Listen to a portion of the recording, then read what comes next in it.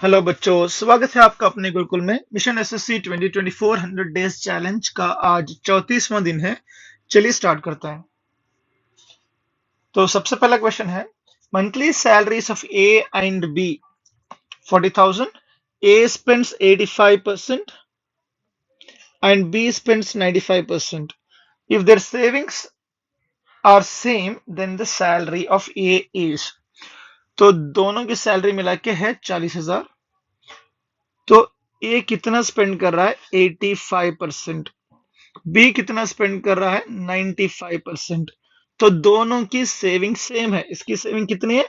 15%। B की saving कितनी है? 5%। तो बोल क्या रहा है? 15% of A is equal to 5% of B. तो इसको कैसे लिख सकते हैं? 15/100। तो इसको क्या लिख सकते हैं? 5/100 ऑफ बी। तो 100 से 100 कटा तो ये एक बार और ये 3 बार। तो ए को यहीं पे रख लो, बी को डिनोमिनेटर में लेके आओ। तो यहाँ पे न्यूमरेटर में है 1, डिनोमिनेटर में है 3।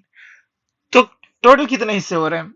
ए के हिस्से में अगर 1 आ रहा है तो बी के हिस्से में 3 आ रहा है। तो दोनों के मिला के कितने आ रहे हैं? 4। मतलब 4 किसके बराबर है? 40,000 के बराबर। तो ये की सैलरी कितनी हो रही है?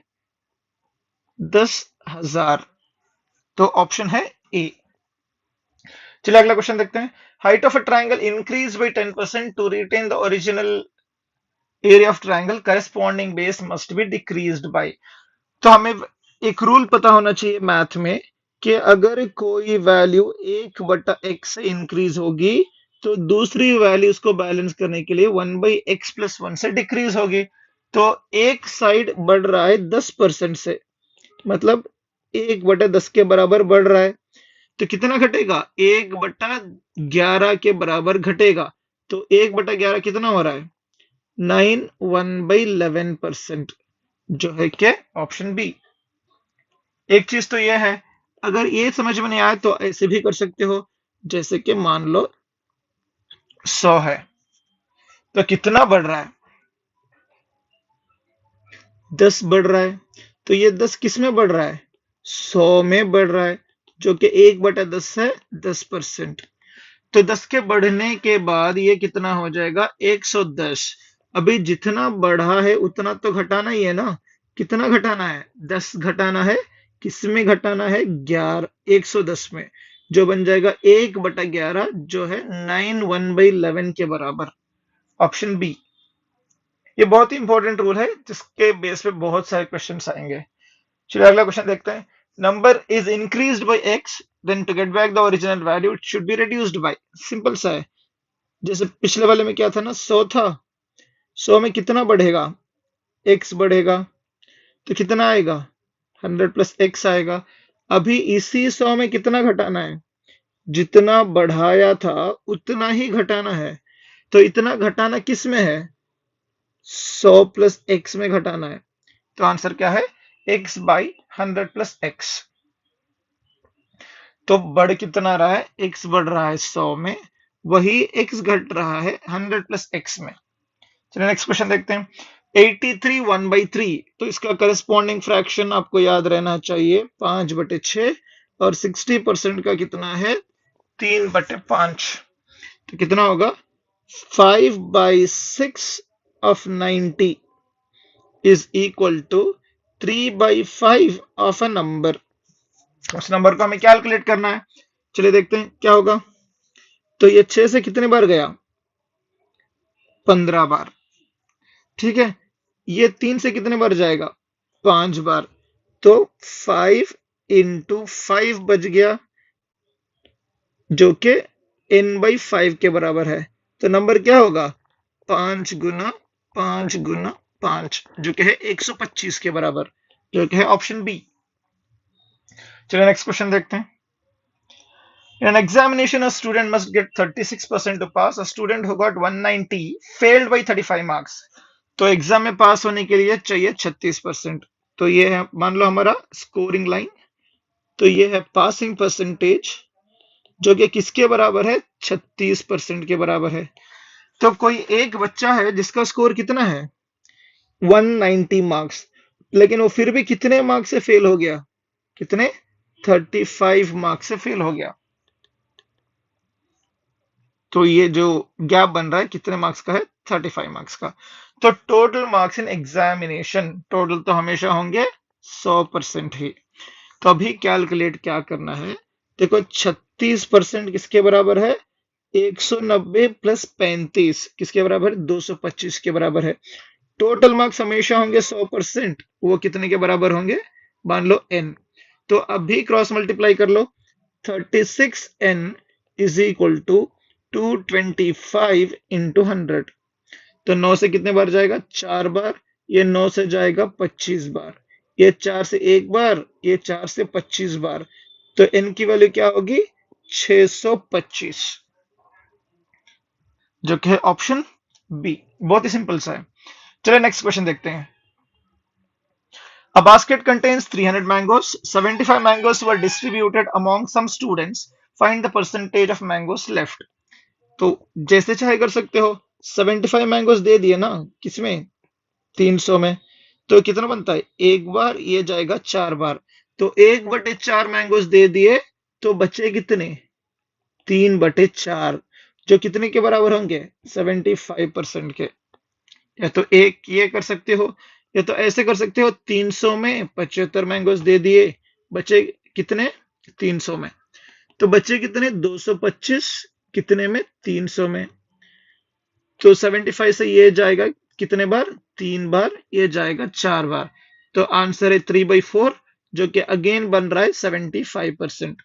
या जितने दे दिए उसको कैलकुलेट करो, परसेंटेज माइनस करो, या डायरेक्टली परसेंटेज कैलकुलेट करो वैल्यू माइनस करके, जैसे भी कर सकते हो, टाइम उतना ही लगेगा। बहुत ही सिंपल सा क्वेश्चन है जो कि 10-12 सेकंड में बन जाएगा। चलिए अगला क्वेश्चन देखते हैं। 35% of A income is equal to 25% of B. ये बहुत ही बेसिक टाइप के क्वेश्चन होते हैं। 35% लिखूंगा मैं, जैसे कि मैं लिख रहा हूं एग्जाम में ऐसे नहीं लिखना है आपको, क्योंकि मुझे ऑनलाइन समझाना पड़ रहा है इसीलिए मैं लिख रहा हूं।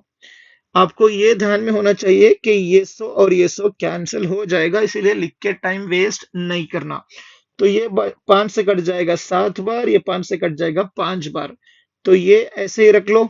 इस वाले b को डिनोमिनेटर में ले लो, तो 5 ऐसे ही था, ये 7 डिनोमिनेटर में आ जाएगा।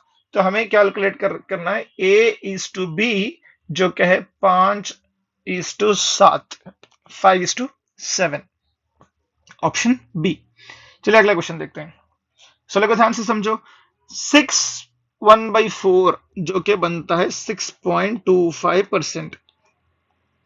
6.25% का फ्रैक्शन आपको याद होना चाहिए 1/16। ऐसे ही ये बनता है 12.5%, इसका फ्रैक्शन बनता है 1/8। फ्रैक्शन टू परसेंटेज कन्वर्शन सबसे बेसिक चीज है, उसके अलावा परसेंटेज सॉल्व नहीं हो सकता है लेकिन बहुत टाइम लगेगा। लेकिन एग्जाम में सॉल्व करने के लिए फ्रैक्शन टू परसेंटेज कन्वर्शन आना चाहिए।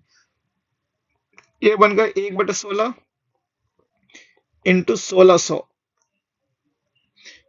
Plus 1/8 into 800। तो कैंसिल करोगे, ये बच जाएगा 100 और ये बच जाएगा 100, दोनों मिलके बनेंगे कितने 200। ऑप्शन है मेरा बी। चलिए अगला क्वेश्चन देखते हैं। The price of rice has increased by 60%, to restore the value the original price will be. ऐसे ही जैसे 100 था, 100 में कितना बढ़ा 60 बढ़ा, सॉरी 60। इतना बढ़ने के बाद जो फाइनल वैल्यू कितनी आ गई 160। अभी जितना बढ़ाया है उतना ही तो घटाना है ना। कितना बढ़ाया था हमने 60, कितना घटाएंगे 60 ही। लेकिन ध्यान ये रखना है इस 60 को हमने बढ़ाया था 100 में, अभी यही जो 60 है ये घटेगा कितने में 160 में। तो वैल्यू कितनी आ गई 6/16, या कितनी आ गई 3/8। 3/8 कितना होता है 37.5%, या होगा 37 1/2%, जो कि है ऑप्शन बी। चलिए आज की वीडियो का last question. In a motor 120 machine parts 5% were defective. 120 machine हैं जिसमें कितने डिफेक्ट्स हैं? 5%। ठीक, तो अगला क्या है? एक 80 मशीन हैं, 80 मशीन पार्ट्स हैं जिसमें डिफेक्टिव कितने हैं? 10% हैं। तो for the total motor consider together the percentage of defective motor parts were. तो टोटल कंसिडर करेंगे कि कितना डिफेक्टिव होगा, उतना देखना है। ठीक, तो 5%, 120 का 5% कितना होगा? 6। 80 का 10% कितना होगा? 8।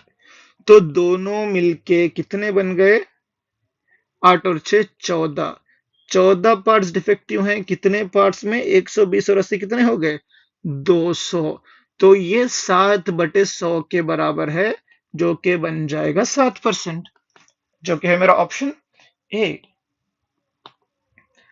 चलो आज के लिए इतना ही, मिलते हैं अगले वीडियो में। परसेंटेज के और भी बहुत सारे क्वेश्चन बचे हैं, कम से कम 100 से ऊपर के क्वेश्चंस और बचे होंगे।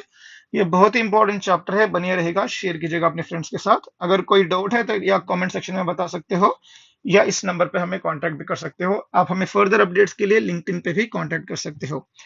सी you guys in the next video. Till then, take care, have a great day ahead, all the very best for your future.